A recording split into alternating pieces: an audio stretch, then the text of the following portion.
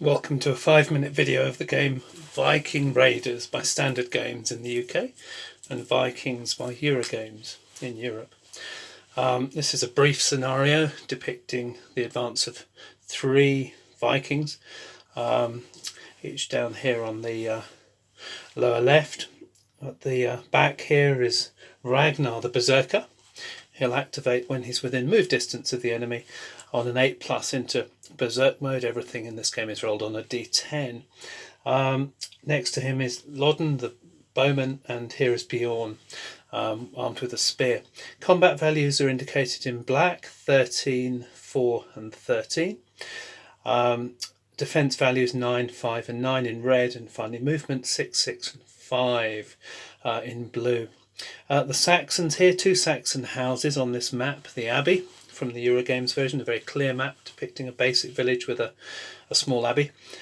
Here we've got Grim's house, with Grim, Osric and Brigida, his wife, and up here we've got Hugh, Osric, they're obviously fond of the name, and here is Judith, his elderly mother.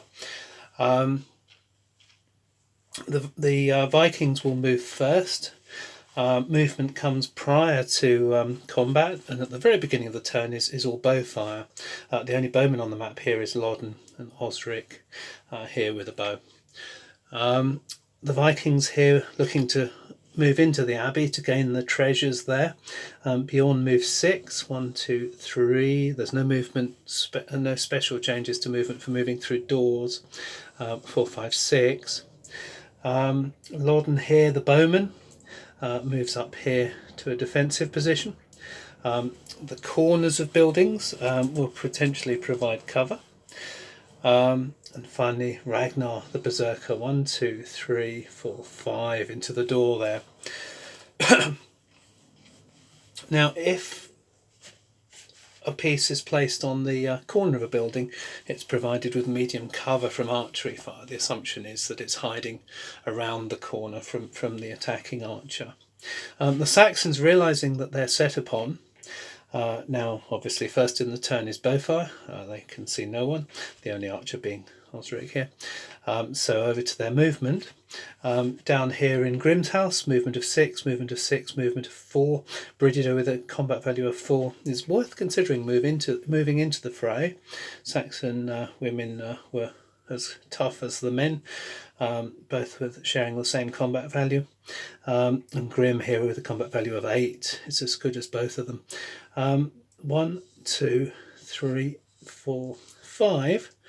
And this of course is creating problems for Lodden with his bow here, that the Saxons have moved straight into combat, and his son moves 1, 2, 3, 4, 5 likewise into combat. Brigida can move up here, ready to step in where necessary. Now over here at Hugh's house, he and his brother moving out, 1, 2, 3, 4, 5, 6, not being able to make it into combat. 1, 2, 3, 4, 5. Now Osric has a bow line over to Bjorn here, and Judith here with a combat value of 2 is possibly worth keeping back.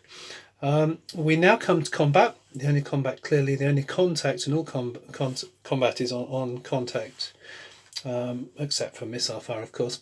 Lodden is the target here with a defense of 5, Grim with an attack of 8, and Osric with an attack of 4 makes 12. The system in Havoc is based on odds. You'll see the combat table here, combat against infantry, with a grand total of 12 attacking and 5 defending. The combat odds are 2 to 1, this column here.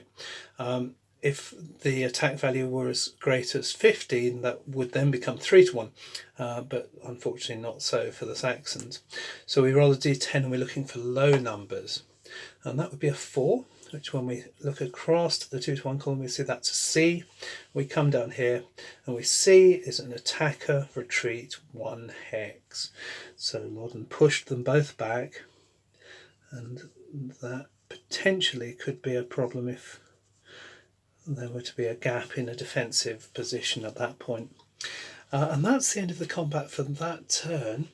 We now move back round to the Vikings, and we come to the Berserker, Ragnar, identified by the BS there. He is, with a movement of value of 5, clearly within range of Hugh. So he is able to roll for an 8+ to go Berserk. He's not able to work himself into that frenzy, but nonetheless worth both Bjorn and Ragnar moving in on poor Hugh. And attacking with a combat strength each of 13, 26 total to a defence of 4. The maths of such great numbers becomes something of a challenge. It's 6 to 1. The 6 to 1 column here, again looking to roll low as they cleave into poor Hugh. 8 could mean he's in a better position than he was a moment ago. An 8 on the 6 to 1 column is a D. Defender retreats 1 hex, so they push him back. Moving back to the Saxons' turn, and I realise I've made an error because at the very beginning of the Vikings' turn, Loddon here is in the fantastic position now of being able to make an archery shot. So we'll roll the clock back to the beginning of the Vikings' turn before this combat here took place, and he'll take an archery shot at Grim here. We'll see a short bow. We're looking to roll on this column here. He's got no cover at all. So simply rolling the dice. 1 is as good as we can roll. No cover at all. And he's not elite infantry, so we come straight on down here to no cover C, and you'll see here killed. So we remove the counter for Grim, and this gives us a chance to illustrate the one of the nicer aspects of this game is the beautiful graphic quality. And we can enter back in an alternate counter specifically for Grim to show that he's died. Coming back now after this combat has taken place to the Saxons' turn, Osric here, likewise an archer, and we mustn't forget at the very beginning of the turn, is unengaged. He can shoot now at Ragnar. Now, despite his relatively small combat value of 6 and Ragnar as a berserker with 13, defense of 9, you realise that the missile table respects none of this. Simply roll the dice and see what happens, and as you can see, a 1 against normal infantry will kill that infantry, and a 1 against elite infantry, which a berserker is, will produce a B result, which will wound him. So we're really looking for a 1. A 3, however, is producing a defender retreats 2 hexes, pushing him back. And so we come to the Saxons' turn to move. Hugh and Osric now can both move in there. Their combined combat value of 6 and 6 is 12 versus a defense of 9 produces a 1-to-1 attack. And over here things are looking a little worse if Osric calls on Brigid to move in there. And their combat value of now 8 versus 5 again produces a 1-to-1 attack. So to wind up the demonstration, the 1-to-1 attack just there. The first attack up at the top here produces a 5, that's a B. Attacker wounded. Gosh, so these characters, Hugh